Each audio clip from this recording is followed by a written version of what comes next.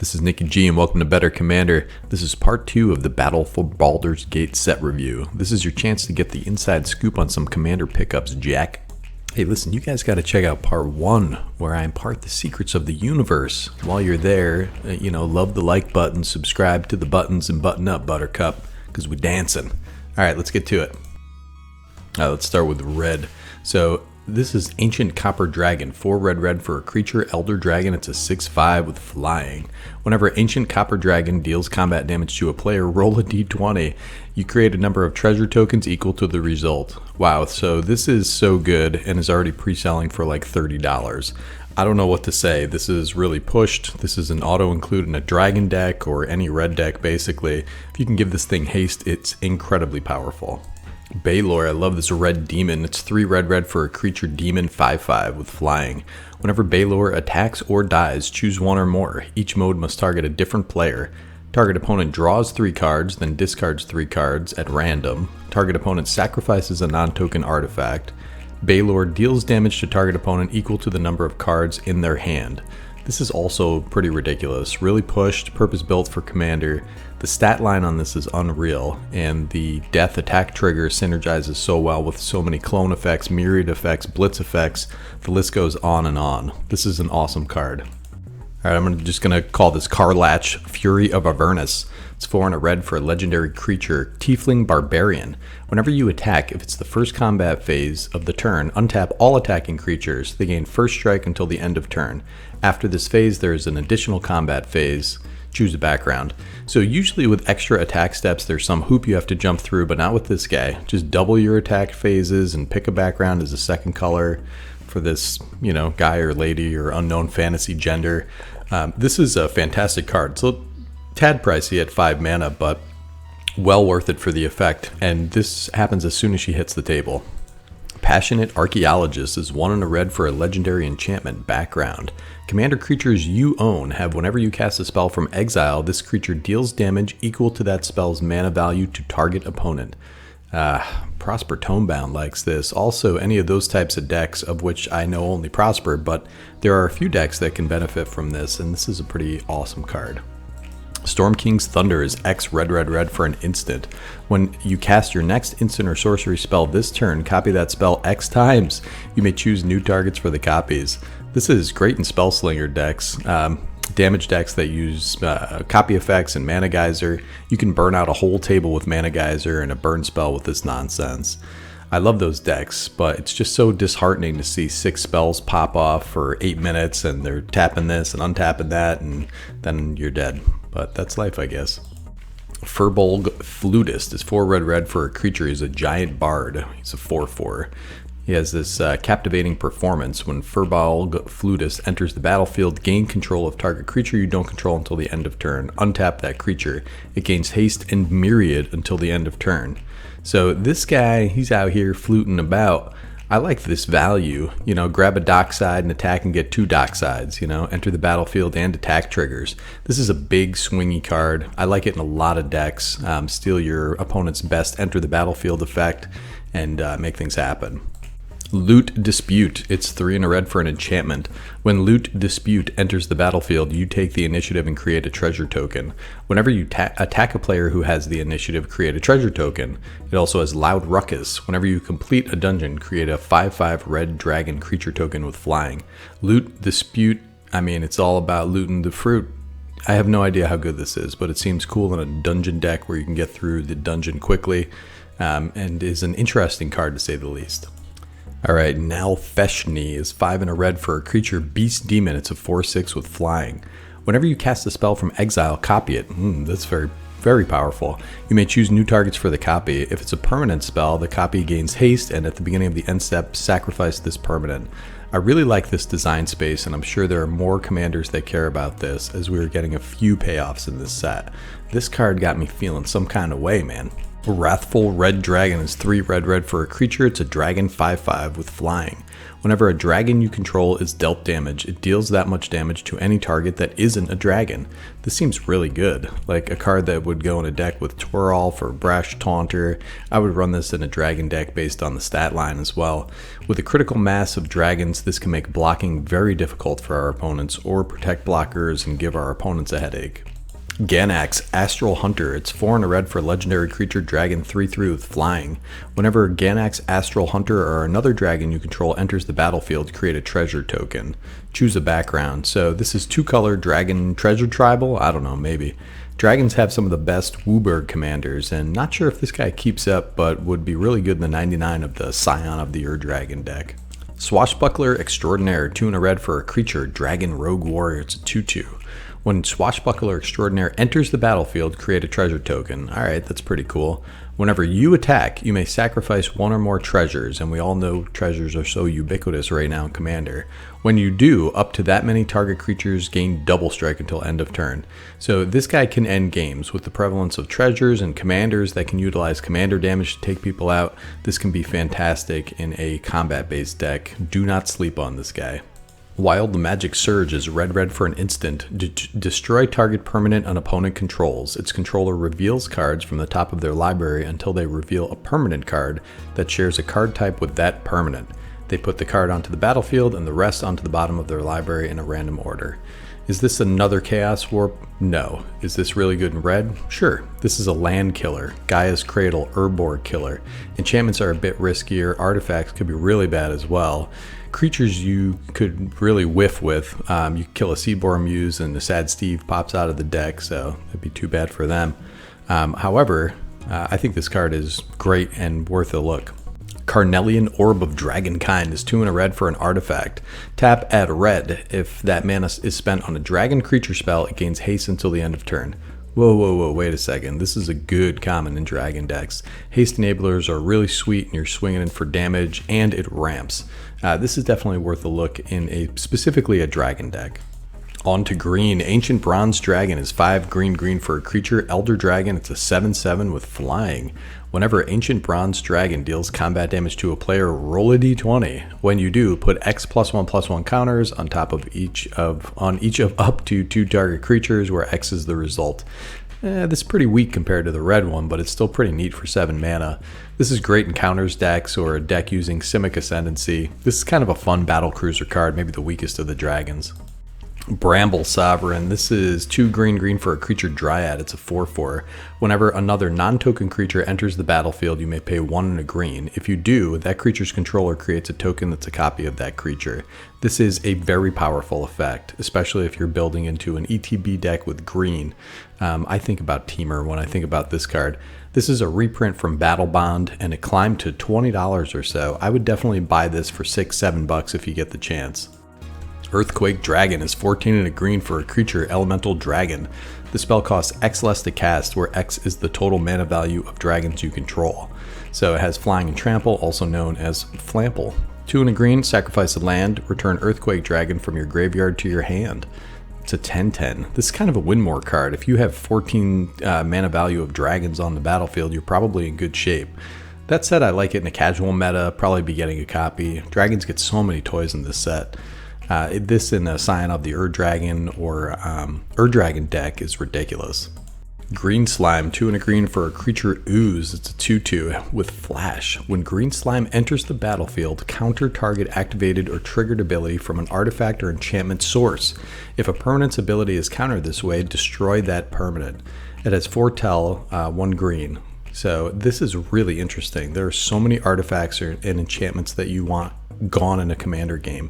This kills Smothering Tithe, it kills Ristic Study, it has flash, it counters the draw. I like this a lot. The foretell is icing on a slime cake. Jaheira's Respite, 4 and a green for an instant. Search your library for up to X basic land cards, where X is the number of creatures attacking you. Put those cards onto the battlefield tapped and then shuffle. Prevent all combat damage that would be dealt this turn. Wow, fog decks like this. Questing Beast needs more rampy fog spells. I mean, not really, I'm just kidding. This is a decent combat trick that can set you up nicely and kind of blow your opponents out of the water. This is situational for sure, but it caught my eye. Oh, spicy reprint incoming. Traverse the Outlands is 4 and a green for a sorcery. Search your library for up to X basic land cards, where X is the greatest power among creatures you control. Put those cards onto the battlefield tapped and then shuffle. This is a really interesting card for landfall decks and a cool reprint from a Commander 17 precon. It's up around $7, but is pre-selling pretty dirt cheap. Monster Manuals, 3 and a green for an artifact. It has 1 and a green tap. You may put a creature card from your hand onto the battlefield. Zoological Study is an adventure attached to a 2 and a green for a sorcery. Mill 5 cards, then return a creature card milled this way to your hand. So this has a lot of text. It has similar utility to Elvish Piper. It's a little more expensive. So if that's a card you want for your deck, here is a redundant, slightly worse effect. Skullwinder, this little uncommon caught my eye. 2 and a green for a creature snake. It's a 1/3 with Death Touch. When Skullwinder enters the battlefield, return target card from your graveyard to your hand. Then choose an opponent. That player returns a card from their graveyard to their hand. So this guy's got Eternal Witness Fitness, but you can probably pick an opponent who hasn't milled anything or had their graveyard exiled. Remember, you can look at your opponent's graveyards at any time, so just pick one that has nothing worth returning. Master Chef, 2 and a green for a legendary enchantment background. Commander creatures you own have this creature enters the battlefield with an additional +1/+1 counter on it. Other creatures you control enter the battlefield with an additional +1/+1 counter on them. So this goes great in a token deck or in a deck where you need counters on creatures like Atraxa or Rishkar. Synergizes great with Hardened Scales and a ton of other +1/+1 counter cards. Oh, another spicy reprint incoming, and this is at common. Nature's Lore is 1 and a green for a sorcery. Search your library for a forest card, put that card onto the battlefield, then shuffle. This is a relatively expensive common, a really great card. This can get any forest, including triomes and the like, shocklands. So this is a fantastic card to pick up at common. It's going to be cheap for a while. Let's talk about some nasty artifacts. So first we got this Nautiloid ship. It's 4 for an artifact vehicle with flying. It's a 5/5 with crew 3. When Nautiloid ship enters the battlefield, exile target player's graveyard. It's pretty good. Whenever Nautiloid ship deals combat damage to a player, you may put a creature card exiled with Nautiloid ship onto the battlefield under your control. This is a really cool vehicle. It goes great in mill decks. This could be fun in any kind of deck where you're milling your opponents, where you have a 3-power commander that may not be attacking. This is a very good card. Basilisk Collar. So this is a 1 mana artifact equipment. Equipped creature has Death Touch and Lifelink. It has Equip 2. So this is a commander classic. This is a great reprint. Awesome new art. This is cheap as it's going to be for a while. I love it. Buy it. This is great for any commander that deals damage when you draw cards like Nekuzar or anything like that. I have a couple of these. You know, they get down to like $2-3 for a while, and then they shoot back up in price. So pick them up while they're cheap. Blade of Selves is a 2 mana artifact equipment. It has Equip 4. Equipped creature has Myriad. So this was it was only reprinted once in like a Commander anthology. This was a $20 card for a while and comes to Baldur's Gate with some new art. I would get this one while it's hot. So watch for cheap blades falling from the sky. This is great in a deck, even where you have a commander with an ETB, because they still enter the battlefield even though they die to the legend roll. So this is Elminster, 3 white and a blue for a legendary planeswalker, Elminster. Whenever you scry, the next instant or sorcery spell you cast this turn costs X less to cast, where X is the number of cards looked at while scrying this way. It has a +2, draw a card, then scry 2, and a -3, exile the top card of your library. Create a number of +1/+1 or 1/1 blue fairy dragon creature tokens with flying equal to that card's mana value. Elminster can be your commander, and he starts with a loyalty of 5.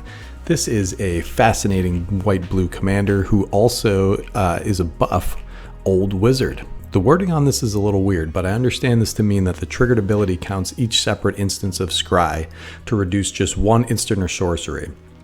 So they aren't cumulative. If an effect causes you to scry 3, then it reduces the next spell by 3. If you scry 1 and then scry 3 later in the turn, then you can reduce by 3 only. I like the top deck manipulation aspect and would include some bigger counter spells like Desertion and Sublime Epiphany to capitalize on the -3. Really cool card. Mirkul, Lord of Bones, is 4 white. black and a green for a legendary creature god. As long as your life total is less than or equal to half your starting life total, Mirkul, Lord of Bones has indestructible. Whenever another non-token creature you control dies, you may exile it. If you do, create a token that's a copy of that card, except it's an enchantment and loses all other card types. It's a 7/5. This effect is totally unique, and I'm unaware of any effect that can turn a Seedborn Muse or Dark Confidant into an enchantment. This is a really cool build around where you include creatures with awesome static effects and triggered and activated abilities. The problem is this costs 7, so it would be really hard to get maximum value out of. It has no evasion and only has indestructible if you're losing, basically. Then we have Mazzy, Truesword Paladin. I don't know why I said sword like that. It's 1 red and a green and white for a legendary creature, Halfling Knight.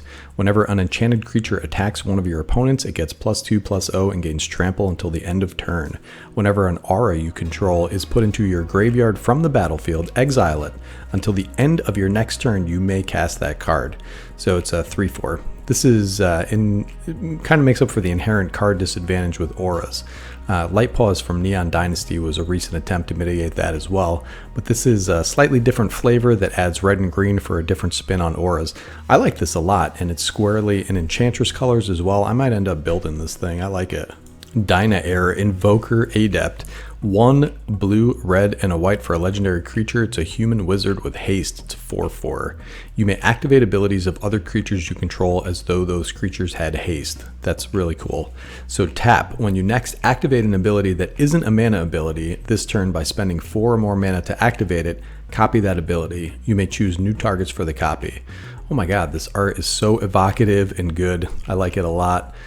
This is more narrow than it looks. I think it would be hard to really take advantage of her activated ability unless you're using some pretty mediocre cards. That said, the ability to activate abilities as if they had haste is very powerful. And there's a deck here with Control Shell and some burn abilities that you can copy with Dynaheir's ability without having to pump more mana into it. I think it's a really cool card, interesting build around, and a cool deck building challenge. Tasha the Witch Queen, look at this little dime piece. 3 blue and a black for a legendary planeswalker, Tasha. It has loyalty 4 and it can be your commander. Whenever you cast a spell you don't own, create a 3/3 black demon creature token. It has a +1 draw card. For each opponent, exile up to 1 target instant or sorcery card from that player's graveyard and put a page counter on it. And then -3, you may cast the spell from among the cards in exile with page counters on them without paying its mana cost. Yeah, look at this Goth Queen casting spells out of a bubbling cauldron.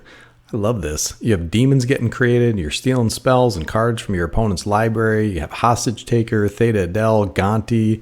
There's a ton of synergistic cards from this set as well. Elder Brain, Intellect Devourer. There's definitely a deck here, and it's right in the colors that I like, black and blue. Fantastic card. And we have Mahadi, Emporium Master, 1 black and a red for a legendary creature, Cat Devil. At the beginning of your end step, create a treasure token for each creature that died this turn. So this is a 3/3, very powerful card. This goes in your Jund Aristocrat decks, would be great in an Aristocrat deck built around the commander itself. You get really nuts if you can loop creatures in and out of play with Undying and recursion spells, but if you're doing that, you're probably winning anyways. John Arenicus, Shattered One, 2 blue and a black for a legendary creature, Elf Wizard.